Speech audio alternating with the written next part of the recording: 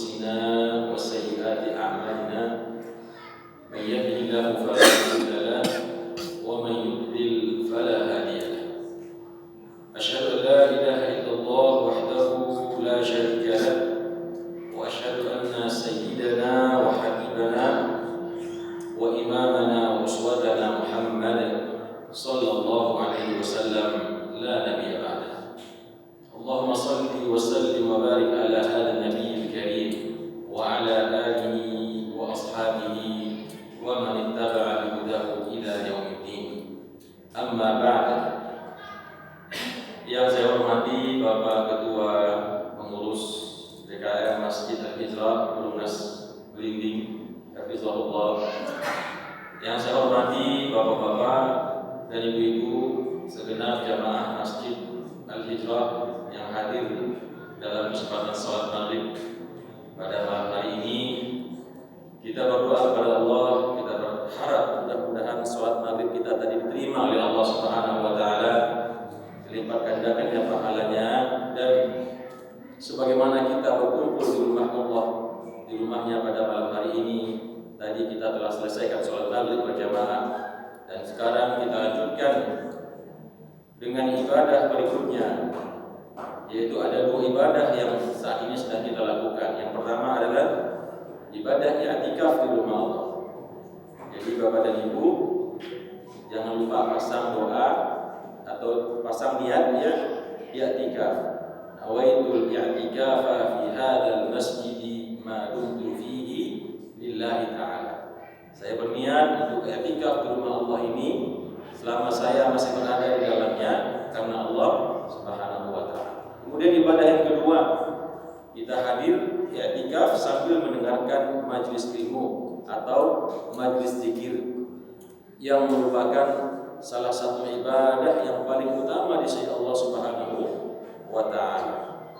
Kemudian salawat dan salam kita doakan untuk uswah dan qudwah kita Nabi Muhammad sallallahu alaihi wasallam. Semoga senantiasa Allah curahkan dan limpahkan salawat kepadanya. Mudah-mudahan kita kelak insyaallah wabil khusus yang hadir pada malam hari ini, kelak pada hari kiamat kita semua mendapatkan syafaat beliau pada hari yang tidak ada yang bisa menolong kita, tidak ada yang bisa menyelamatkan kita selain amal ibadah kita sendiri. Begitu juga syafaatnya Nabi kita Nabi Muhammad sallallahu alaihi wasallam. Bapak dan Ibu yang saya muliakan, alhamdulillah saya merasa bahagia sekali pada malam hari ini, merasa senang sekali, dan terima kasih kepada sahabat saya Ustaz Agus Salim. Saya juga kaget sebetulnya, ini tiba-tiba masuk WhatsApp, pesan WhatsApp dari nomor yang tidak dikenal. Beliau menerangkan saya, Ustaz Agus Salim, minta kesempatan Ustaz untuk memberikan kajian tadabbur atau tafsir juz 30 surah Al-Mutaffifin hari Ahad tanggal 19. Terus terang Bapak dan Ibu, saya memang tadi disampaikan baru kembali ke Ranah Minang, baru pulang ke kampung setelah lebih kurang dari tahun 98 Pak.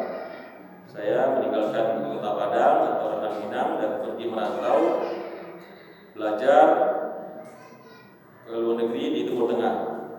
Jadi dari tahun 98 sampai kemarin 2021 baru kembali ke Indonesia, sekitar 23 tahun atau kurang.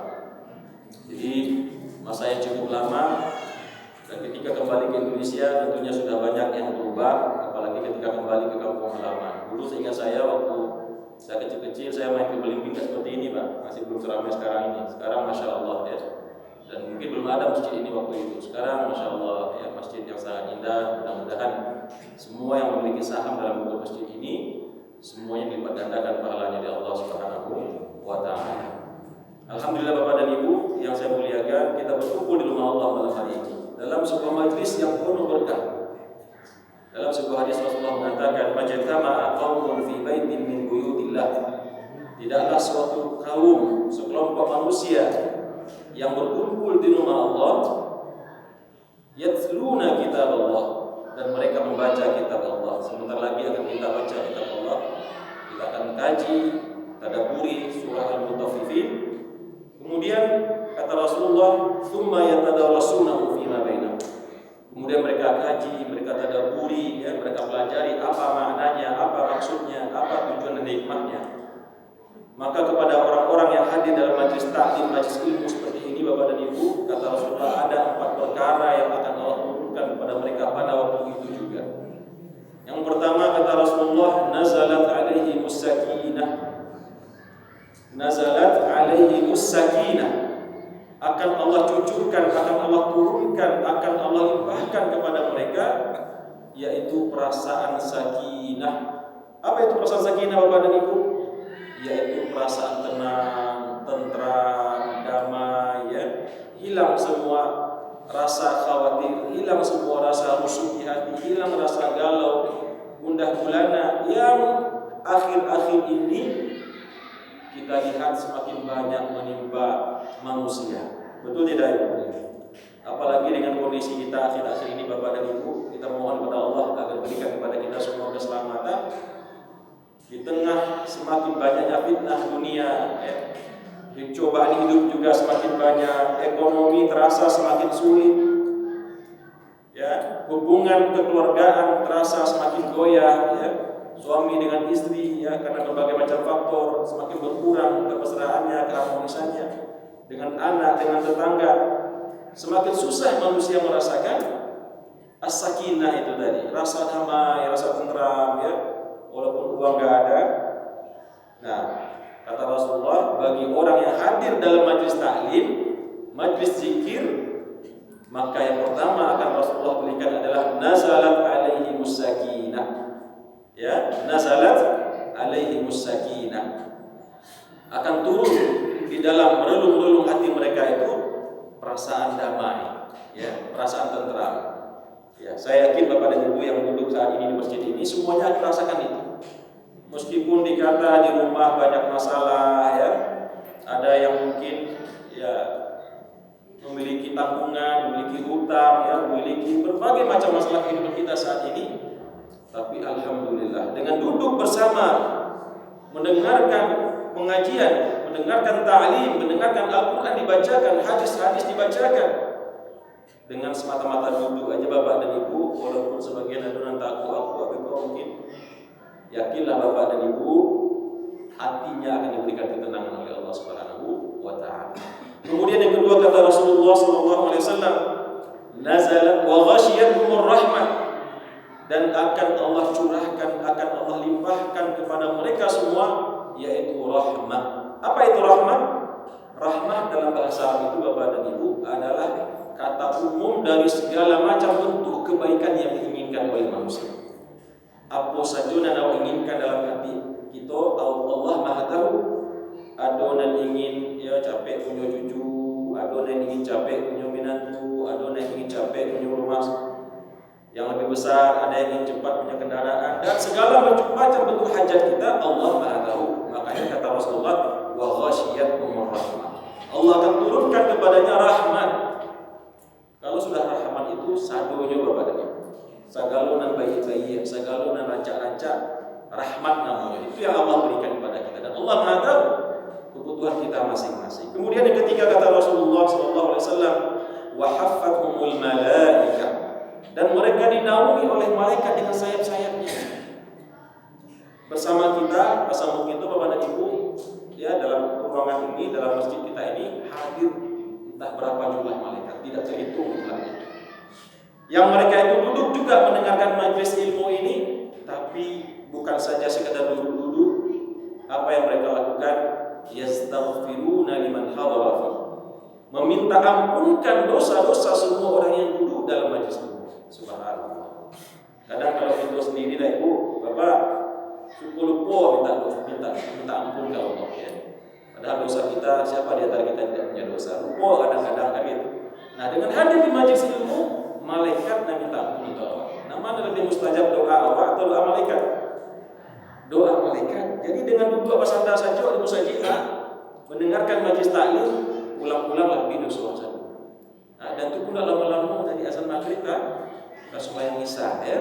Nah, jadi bahkan dalam hadis dikatakan, ya, Bahkan ada satu orang, ya, ada orang datang dari luar, ini tidak berniat untuk hadir dalam majlis taklim itu, cuma ingin menemui salah seorang sahabat atau tetangganya, mungkin kalau ada keperluannya gitu kan, tapi sagannya menyapa orang tu, dia orang sedang serius, nyoba lo duduk di sudut itu, ditunggu kawannya itu sampai selesai taklim. Padahal tidak berniat dong, dia sagannya duduk sini. Bahkan dalam penjelasannya dikatakan bahkan orang itu tersebut ikut mendapatkan ampunan dari Allah Subhanahu wa taala. Subhanallah. Ini keutamaan majlis ini. Kemudian yang keempat, kata Rasulullah sallallahu alaihi wasallam, "Wa dzakarahumullahu fi man indah." Dan dia dibangga-banggakan oleh Allah di hadapan segenap makhluk-makhluk yang ada di sekitar arasy-Nya. Kita nak duduk ini di musajibah sedang disebut-sebut nama kita di Allah. Sedang dibangga-banggakan gitu oleh Allah. Carilah makhluk malaikat kecil Allah. Sian mau Tuhan, namanya Tuhan, kita si bulan dan sekolah nak Tuhan, carilah Tuhan. Walaupun kurang sehatnya, lah tubuhnya, lah sakit kakinya, tak tahu kamu saja sebenarnya lain. Hanya kaca kamu saja demi menghadiri majlis taklim. Ya, nah mudah-mudahan Bapak dan Ibu, 4 hal ini kita dapatkan insya Allah di malam ini. Ya, kita semua mendapatkan sakinah, rahmah, kemudian juga maghfirah dan dibangga-banggakan oleh Allah di hadapan para malaikat. Bapak dan Ibu yang saya muliakan, ya, dalam waktu yang mungkin tidak terlalu lama kita coba mentadabburi surah Al-Mutaffifin, ya, surah Al-Mutaffifin, salah satu surah yang terdapat di dalam juz 30, surat dengan nomor 83, ya, surah Al-Mutaffifin di juz 30. Surah Al-Mutaffifin ini Bapak dan Ibu tergolong ke dalam surah yang diturunkan di Makkah. Meskipun ada khilafiyah, ada yang mengatakan surah ini bukan Makkiyah tapi Madaniyah. Apa artinya Makkiyah dan Madaniyah? Kalau Makkiyah turunnya di Makkah, kalau Madaniyah turunnya di Madinah. Nah, ada khilaf ulama di sini. Sebagian besar ulama lebih condong mengatakan surah Al-Mutaffifin turun di Makkah. Kenapa dikatakan turun di Makkah? Karena di separuh surat terakhir ini berbicara tentang parahnya orang kafir Makkah, parahnya orang kafir Quraisy yang suka mempaulo orang supaya dan mempaulo orang beriman, ya. Nah, itu disebutkan dalam akhir surat ini. Tapi kalau dibaca ayat yang pertama, wailul lil mutaffifin, nah di situ disebutkan juga asbabun nuzulnya dalam tafsir Ibnu Katsir. Beliau lebih condong mengatakan surat ini Madaniyah. Karena apa? Surat ini turun ketika Rasulullah dalam perjalanan hijrah dari Mekah ke Madinah, beliau mendapat kabar bahwasanya di antara budaya yang sedang merebak atau perangai yang sedang banyak dilakukan oleh orang Madinah, yaitu mengurangi timbangan, mengicu-icu, ya, mencurangi di dalam melakukan timbangan dalam perdagangan. Karena itulah Rasulullah mencela orang-orang Madinah ini dengan diturunkannya surah Al-Mutaffifin ini. Nah, Al-Mutaffifin Bapak dan Ibu, apa artinya Al-Mutaffifin? Berasal dari kata taffafa yutaffifu tatfifa, yang berarti mengurangi tapi sedikit. Ya, ibarat sesuatu dikurangi seketek, di mana namanya itu? Dicubit seketek, itu namanya tatfif. Ya. Jadi Al-Mutaffifin ini sebetulnya dia tidak mengurangi timbangan, bukan sekilo degenya 600 gram atau 800 gram, enggak. Tapi 990 gram. Nah, kurang pada itu Bapak Ibu. Kurang 10 gram. Nah, 10 gram itulah yang disebut dengan tatfif. Ya, makanya a'udzubillahi minasyaitonirrajim. Allah Subhanahu wa taala memulai ayat ini dengan perkataan, dengan ayat wailul lil mutaffifin. Apa artinya? Wail, neraka wailah bagi orang-orang yang mengurangi timbangan. Tidak banyak dalam Al-Quran surah yang dimulai dengan kata-kata wail. Apa surat yang lainnya Bapak Ibu yang dimulai dengan wail? Yang kita tahu. Wailun likulli humazatil lumazah. Ya, yang dimulai permulaannya dengan wail itu cuma 2 surat. Yang pertama surah Al-Mutaffifin, yang kedua surat Al-Humazah. Ya, langsung Allah mengatakan wail, celakalah. Ada yang mengartikannya dengan celaka, ada yang mengartikannya dengan neraka wail, ya. Wail itu sendiri dalam penjelasannya dijelaskan adalah sebuah jurang yang terdapat di kerak neraka jahanam yang dalamnya itu tidak terhingga dalamnya. Bahkan gunung-gunung di dunia ini dimasukkan semua ke situ, hilang satu gunung. Apalagi kita manusia dan ketek gitu kan. Nah, gunung aja kalau dimasukin ke dalam wail jurang yang ada di neraka jahanam itu hilang semuanya. Nah, makanya di sini dikatakan oleh Allah, wailul lil mutaffifin, cilakolah orang yang suka mengurang-urangi timbangan. Nah, meskipun yang disebut mengurang-urangi timbangan Bapak dan Ibu, tapi sebetulnya ibrah umum, hikmah umum daripada ayat pertama ini adalah celakalah orang yang suka berbuat curang. Ya, memang yang disebut sini itu konteksnya adalah timbangan, karena memang dulu orang-orang di Madinah itu, ya kan orang-orang Arab itu dulu kebanyakan kegiatan mereka berdagang, menggaleh ya, berdagang. Nah, kalau mereka berdagang, ya dalam ayat berikutnya dijelaskan, alladzina idza talu 'alan nasi yastawfun. Di antara karakter orang Madinah itu waktu itu, kalau dia belanja, kalau inyo belanja, inyo minta supaya timbangan itu disempurnakan. Kalau sekilo itu gimana sekilo ada. Bahkan dulu kita cari orang Pak, lada dia sekilo, ada yang biasanya juga membeli 5 contohnya kan. Lada dia sekilo, ada yang biasanya 2, maksud apa? Bah kembalilah cenderung saja pokoknya tibalah. Namanya langganan. Aduh nak kita beli orang begitu. Kalau inyo nambah lanjo, bahan ke balabiah. Alladzina idza talu 'alan nasi yastawfun. Kalau inyo nambah lanjo, kalau inyo dan minta ditimbang belanjaannya, dia minta dicukupkan timbangan itu. Jangan 1-2 gram, 2 gram saja udah boleh berkurang. Tapi wa idza kaluhum aw wazanuhum yukhsirun. Tapi sebaliknya kalau inyo nama gale, ya, kan orang dulu berdagang, pasti kan saling bertransaksi. Ikonya belanja ke orang, inyo minta dicukupkan. Iku orang belanja ke inyo, wa idza kaluhum aw wazanuhum yukhsirun. Kalau orang nak belanja ke inyo, dikurangannya timbangan itu. Baca caranya mengurangi timbangan, banyak caranya. Banyak caranya. Dan kita mungkinlah sepanjang umur itulah sebanyak dulu kita mencari model orang mengurangi timbangan. Betul ya Ibu?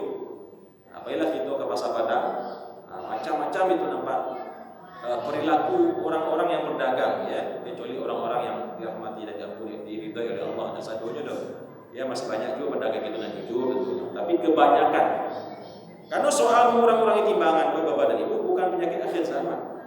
Itu penyakit adalah lama terjadinya di atas dunia. Bahkan telah terjadi sejak zaman Nabi Syuaib. Jadi yang mengurangi timbangan di atas dunia pun yang pertama kali melakukannya adalah Nabi Syuaib, yaitu bukan Nabi Syuaib maksudnya kaum Nabi Syuaib, yaitu Ahlu Madian, orang Arab juga. Jadi Nabi Syuaib ini adalah salah satu nabi yang berbangsa Arab, dari Arab asal. Berarti kaumnya juga orang-orang Arab. Tempatnya di Arab Saudi, Bapak, di selatan Arab Saudi. Sekarang kalau nampai umroh, dan ada tambah paket lah, ada kini kunjungan di samping ke Mekah, Madinah untuk umroh. Ada paket namanya kunjungan wisata ke Madain Saleh. Nah, disitulah kira-kira nampaknya Madian, ya, Nabi Syuaib, ya, kalau tidak salah saya. Ya. Nah, jadi kalau kaum Madian yang pertama kali melakukan perbuatan mengurang-urangi timbangan ini, bahkan dalam Al-Quran Allah Subhanahu Wa Taala menyebutkan, ya, wa ila Madyana akhahum Syuaiba, dan Allah utuslah kepada penduduk Madian itu Nabi Syuaib. Qala ya qaumi i'budullaha ma lakum min ilahin ghairu. Wahai kaumku, sembahlah Allah. Tidak ada Tuhan yang disembah selain Dia, oleh kata beliau. Kemudian apa kata Nabi Syuaib kepada kaum Madian? Wala tanqusul mikyala wal mizana, dan jangan pula lah kalian mengurang-urangi timbangan dan takaran. Nah, itulah terjadi Bapak dan Ibu sejak zaman Nabi Syuaib, ya, yaitu orang-orang Madian. Nah, ketika Rasulullah datang ke Madinah, beliau melihat praktek ini dan terus berlanjut sampai zaman kita ini. Bah, bentuk praktek orang mengurangi timbangan, Pak, macam-macam.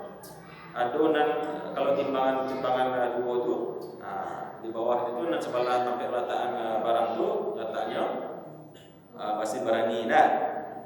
Balik kan.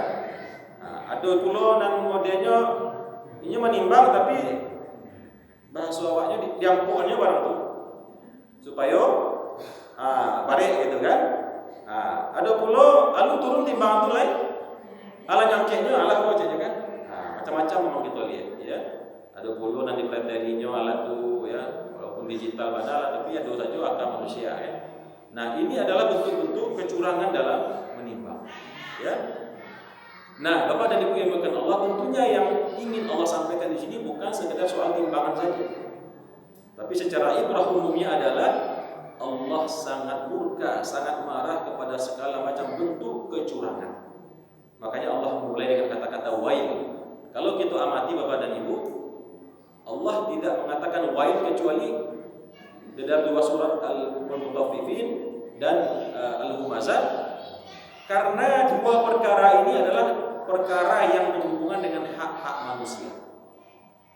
Sabana berang Allah, kalau urusan kejahatan yang berhubungan dengan manusia itu Allah tidak ada.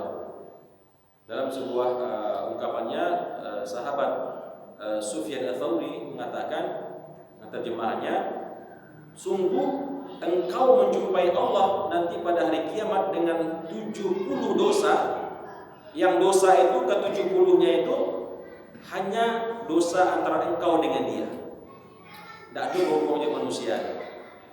Itu sungguh lebih ringan bagi kamu nanti hisabnya dibanding dengan satu dosa saja yang itu berhubungan dengan manusia lain.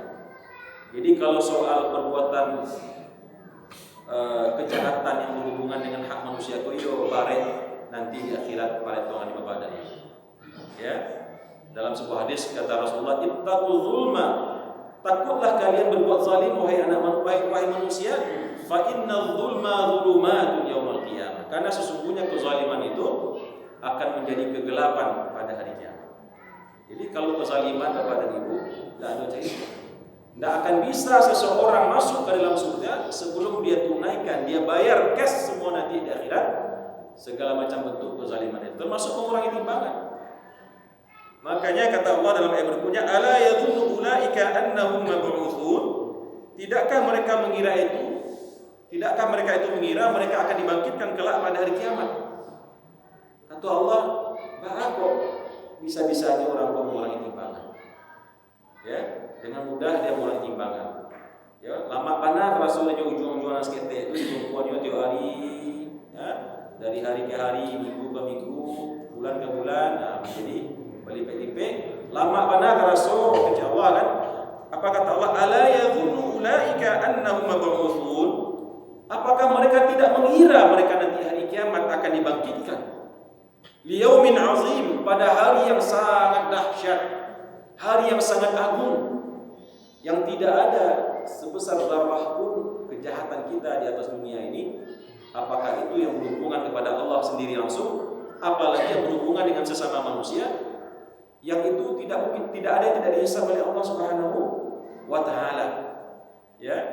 Bahkan dalam sebuah riwayat disebutkan kelak pada hari kiamat Bapak dan Ibu, apa saja bentuk kejahatan kita kepada sesama manusia, mulai dari menyakiti perasaan orang lain, mengambil hak orang lain, menyakiti orang lain, menipu orang lain, menyengsarakan orang lain, menghina, memfitnah orang lain, semuanya itu akan kita ambil haknya di hari kiamat. Makanya dikatakan kalau ada hari ini hak awak diambil di orang, tidak kalau awak ambilnya dah padia sajalah. Tidak usah dibawa rusuh, tidak usah dibawa sadia, tidak usah dibawa terlalu dimasukkan ke dalam hati, karena semua itu nanti akan dikembalikan kepada kita pada hari kiamat. Ana nembe orang dia waktu saja, menipu nyawa, belanja ditipu nyawa, ikhlasan saja. Nanti akan diganti oleh Allah, dikembalikan oleh Allah. Tanah awak dia saja padannya misalnya di kampung kan, apa dia saja lah. Apa bentuk kezaliman yang lain yang dilakukan orang kawa? Yakin Bapak, saya yakinnya ibu-ibu, tidak ada sedikit pun yang diambil oleh orang lain, kecuali semuanya akan kita ambil. Nah, makanya kalau prinsip sekolah tertanam di hati kita Bapak Ibu, santai saja kita dunia. Kalau jaya orang kawa, tasarahlah, ya. Kamu ambil hak kawa orang, ambillah. Bahkan itu bagi orang yang menyadarinya, alhamdulillah kecenya. Bertambah amalan di akhirat, bertambah tabungan di akhirat. Tidak pandai-pandai apa ibadahnya dia jodoh. Nah, itu secara logika awak manusia kan gitu kan. Nah, jadi Bapak dan Ibu semua yang dimuliakan Allah, kata Allah, "Ala yadhunnu ulaika annahum mab'utsun liyaumin 'azim, yauma yaqumun nasu lirabbil 'alamin." Pada hari itu semua manusia akan berdiri menghadap Rabbul 'Alamin, Tuhan semesta alam. Di sini Allah menggunakan kata-kata yaqum, berdiri. Memang nanti awak di hari pembangkitan itu Bapak dan Ibu semua akan berdiri, tidak ada yang duduk. Dan berdiri itu lamanya, ya berapa lama di akhirat itu dijelaskan. Ada yang menjelaskan satu hari itu 50.000 tahun lama. Ya, dan awak tidak sehari di sana, entah berapa lama. Bahkan disitulah di antara momen kita betul-betul meminta nanti syafaat dari Nabi Muhammad. Entah bilo ketimbul diri nawai. Alhamdulillah Allah panggil Allah.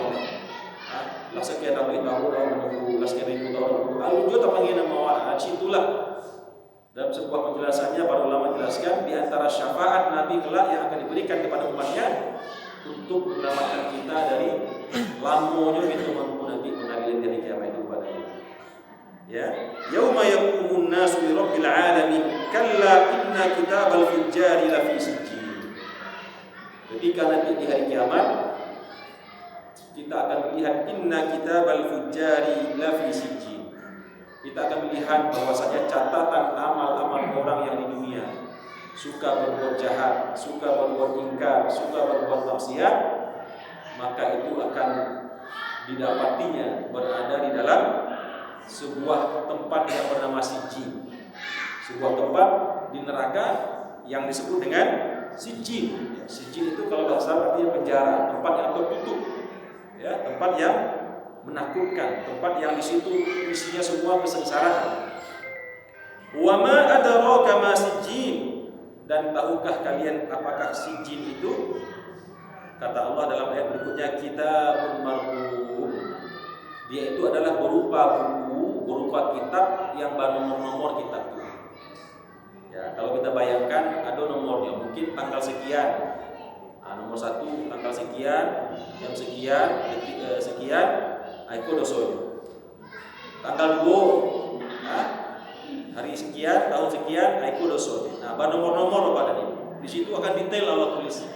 Ya, tidak ada satupun perkara yang luput daripada kitab tersebut. Kemudian kata Allah, wailun yauma idzin lil mukadzibin. Maka celakalah, cilakolah orang mendustakan akan terjadinya hari kiamat. Ya, termasuk orang-orang yang tadi mengurangi timbangan. Ya. Jadi kalau tidak percaya hari kiamat, maka kelak nanti ketika hari kiamat itu terjadi, orang-orang yang mendustakan hari kiamat itu tidak mungkin terjadi atau tidak akan terjadi, atau kalau terjadi, ya barangkali tidak semenyeramkan Nabi sabu-sabu ini, ustaz-ustaz, ulama atau bahkan Al-Quran. Ya. Artinya dia mendustakan. Sehingga santai saja berbuat maksiat. Dia tidak percaya loh, tayo tidak aja. Awaklah lebih waktu ada dunia kecilnya kan, dan lebih waktu kenikmatan dunia kalau nanti lama nanti tayo do kiamat itu tidak. Mencari buah ini lagi kecil kan ada orang begitu kan. Nah, ini kata Allah wailul lil mukadzibin, wailu yauma idzin lil mukadzibin, celakalah. Kesengsaraanlah pada hari itu orang-orang yang mendustakan, yaitu mendustakan hari kiamat itu. Alladzina yukadzibuna biyaumiddin, ya. Alladzina yukadzibuna biyaumiddin, yaitu orang-orang yang mendustakan akan terjadinya hari kiamat. Bapak dan Ibu, kalau kita membaca Al-Qur'an, barangkali kita bersoal tentang cerita hari kiamat. Banyak sekali kan. Intinya Al-Qur'an itu bisa saja disebutkan diturunkan oleh Allah untuk mengingatkan awak bahwa hari kiamat. Bahwa kiamat itu akan terjadi. Nah, tapi di awak manusia ini katakan hanya hari kiamat. Katakan hanya hidup hari itu saja.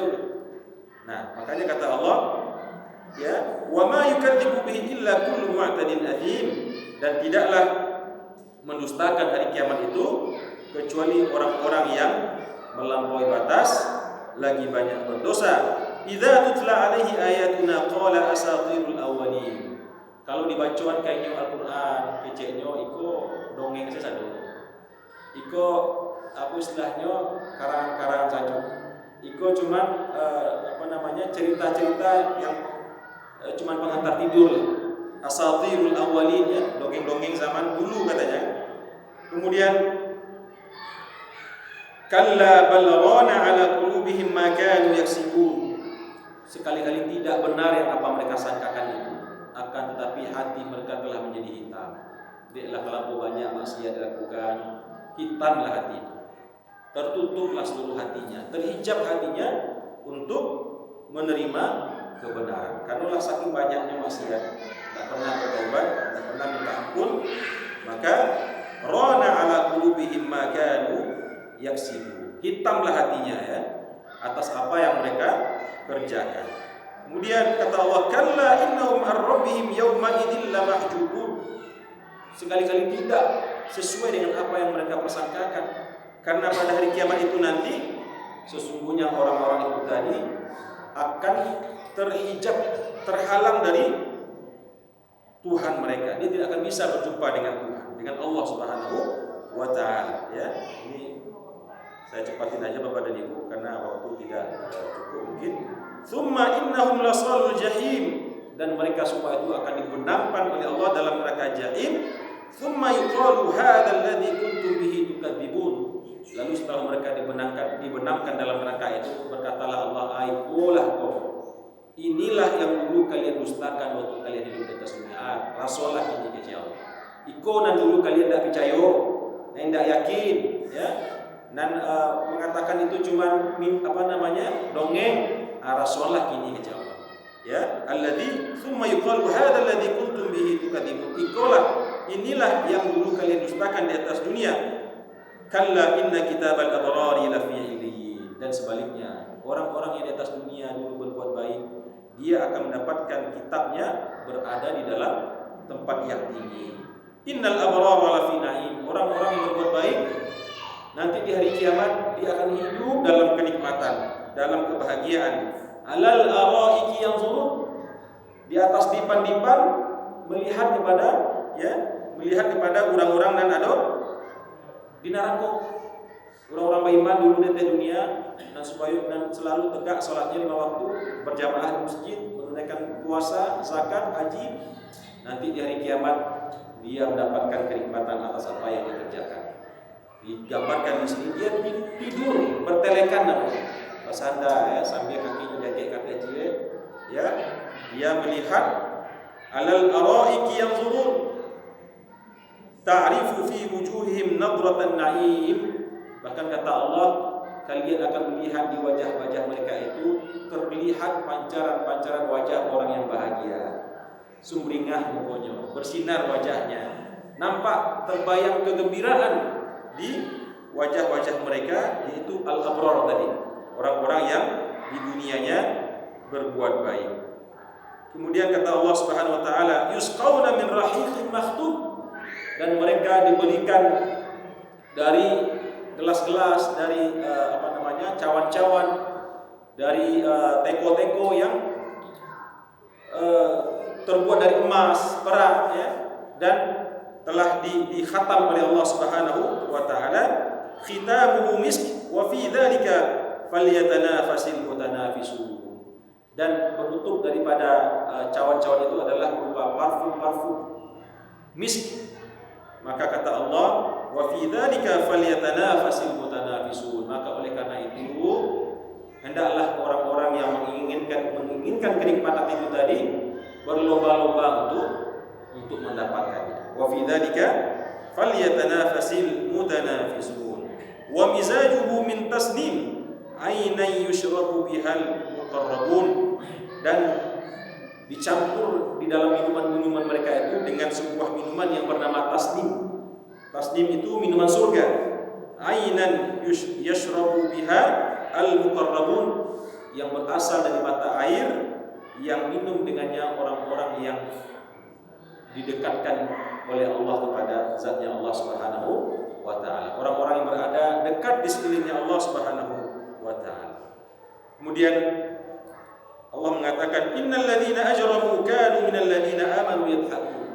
Adapun orang-orang yang di dunia suka berbuat durjana, berbuat kejahatan yang dulu di atas dunia, kanu minal ladzina amanu yadhakun. Mereka suka memperolok-olok orang beriman. Nampak dia orang urus haji digalaknya, dicemeannya, ya. Nampak dia orang baik ke Makkah, dicikaruannya. Nampak dia orang bersedekah di bagunjangannya. Diketawakan ya. Kata Allah, innal ladzina ajramu kanu minal ladzina amanu yadhhakun. Mereka mentertawakan orang-orang yang beriman, wa idza marru bihim yataghamazun. Dan kalau mereka lewat di samping mereka saling mengedipkan mata. Begini Pak kira-kira. Selain kode-kode yang mencemeh Pak. Ada pernah kita baca lihat. Ada orang berdua, lalu orang hanya berkode batunya betul untuk tujuan mencemeh ya, untuk tujuan mengolok-olok. Kemudian wa idza qalabu ila ahlihim munqalabu fakihin wa idza ra'awhum qalu inna haula'i ladallun. Ya, begitulah sifat-sifat orang kafir Quraisy yang disebutkan dalam ayat ini. Wa ma ursilu alaihim hafizin, dan tidaklah mereka itu diutus kepada orang-orang kafir tadi untuk menjaga mereka. Falyawmal ladzina amanu minal kuffari yadhakun. Dan pada hari ini, pada hari pengadilan Allah di akhirat itu, ketika orang-orang beriman telah dimasukkan ke dalam surga, maka kata Allah, maka pada hari ini kita lihat orang-orang yang beriman kebalikannya tertawa, mentertawakan orang-orang yang kafir. Alal araiki yanzurun, di atas dipan-dipan, di atas kasur-kasur mereka melihat kepada penduduk neraka. Maka kata Allah, hal thubibal kuffar ma kanu yaf'alun. Tidakkah kalian lihat bahwasanya orang-orang kafir itu tidaklah dia dibalas kecuali dengan apa-apa yang dulu mereka kerjakan di atas bumi. Nah, inilah Bapak dan Ibu sedikit tadabbur ya, waktu kita yang tidak terlalu panjang, sementara ayatnya cukup panjang.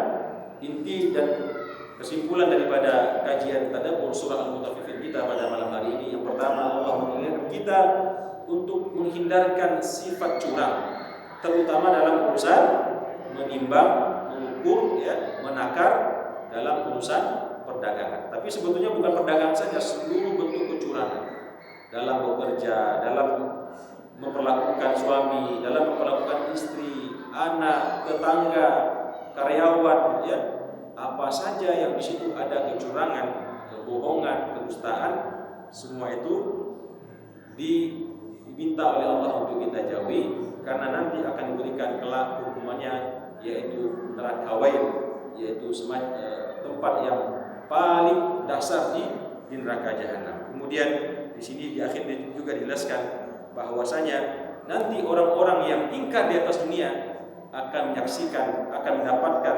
balasan atas keingkaran mereka, atas apa-apa yang mereka dustakan. Dan sebaliknya orang-orang yang berbuat amal soleh, orang-orang yang bertakwa, yang beriman, mereka pun juga akan mendapatkan ganjaran pahalanya. Bahkan mereka sambil tidur-tiduran di atas tempat tidur, mereka memandang kepada orang-orang yang kafir, mentertawakan mereka. Dan kata Allah, bukankah mereka diberikan sesuai dengan apa yang dulu mereka kerjakan? Wallahu a'lam bishawab. Demikian yang bisa saya sampaikan. Mohon maaf, seharusnya tadi ada sesi tanya jawab. Barangkali jika ada, sudah cukup ya Bapak dan Ibu. Mohon maaf, insyaallah mudah-mudahan jika ada kesempatan di lain waktu bisa kita berjumpa kembali. Terima kasih atas perhatiannya dan saya mohon maaf jika ada salah dan khilaf. Aku qouli hadza wa astaghfirullah li wa lakum. Wassalamualaikum warahmatullahi wabarakatuh. Waalaikumsalam.